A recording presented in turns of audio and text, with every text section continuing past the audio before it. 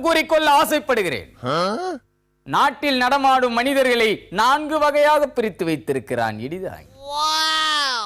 இடிதாங்கியின் சிந்தனை, சொல், செயல் எல்லாம் புயல் வேகத்தில் அடிக்க தொடங்கிவிட்டன.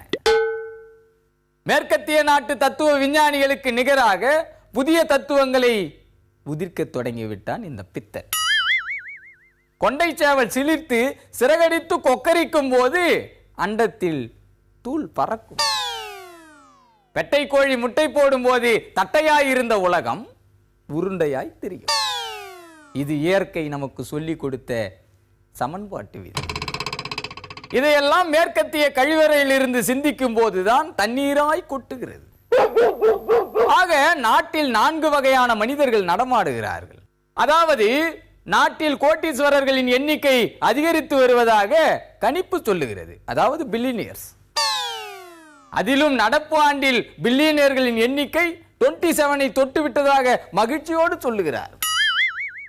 ஆனால் சில பல பில்லியனியர்களின் எண்ணிக்கை மட்டும் உயர்ந்தால் போதுமா? நாட்டில் பல மில்லியன் மக்கள் இருக்கிறார்.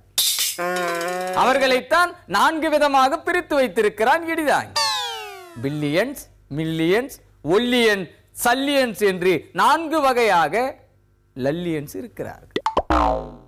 பில்லை அதிகமாக போட்டு வியாபாரத்தை காந்தமாக பிடித்துக் கொள்ளுபவர்கள் பில்லியன். எவ்வளவோ சம்பாதித்தாலும் அந்தி சாயும் போது மில்லிக்கு அலைபவர்கள் மில்லியன். ஒருவேளை வெரைட்டி ரைஸுக்காக வாழ்க்கை என்ற ரேஸில் ஓடி ஓடி ஓடாய் தேர்ந்து கொண்டிருப்பவர்கள் என்னை மாதிரி ஒல்லியன்ஸ். என்னை மாதிரி என்றால் என்னை சார்ந்தவர்களையும் சேர்த்துத்தான். இறுதியாக சல்லியன்ஸ். கல் பொடியானால் சல்லி. அதாவது மலை போல் வளர்ந்திருந்த கல்லானது தனது மேனியை பொடியாக்கி கீழ் டப்பாவுக்குள் குதித்து சாலையில் பொறுப்புடன் கிடக்கு. ஆக அடுத்தவர்களின் வளர்ச்சிக்காக காலுக்கு கீழே கிடந்து தேயும் சல்லியன்களும் ஏராளமாகத்தான் இருக்கிறார்கள். ஆக பில்லியன்ஸ், மில்லியன்ஸ், ஒல்லியன்ஸ் மற்றும் சல்லியன்ஸ் என்று 4 பேர் தேசத்தின் நாற்கரச்சாலையில் 4 திசைகளில் பயணம் போய்க் கொண்டிருக்கிறார். இவர்களில் 27 பேர் மட்டும் பில்லியனர்களாக வளர்ந்து வருகிறார்கள் என்றால் பொருளாதார விஞ்ஞானிகள் என்ன சொல்ல வருகிறார்கள்? அவர்கள் கூறும் என்ன அது? அந்த இஞ்சி மிட்டாய் வளர்ச்சி எப்போது வரும்?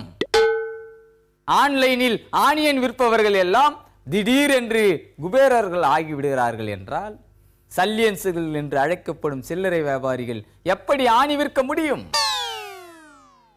இது குறித்து அமர்த்தியா சென்னுக்கு இன்ஸ்டாகிராமில் தகவல் அனுப்பினேன்.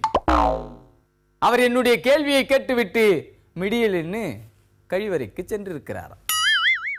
ஆக நாடு என்ற சுவற்றில் பில்லியனர்கள் மட்டும் பல்லி போல் ஒட்டி கொண்டிருந்தால் இடிதாங்கியின் பற்கள் பலிச்சிடாது என்று உங்கள் எல்லோரையும் எச்சரித்து விடைபெறுகிறேன். நன்றி, வணக்கம்.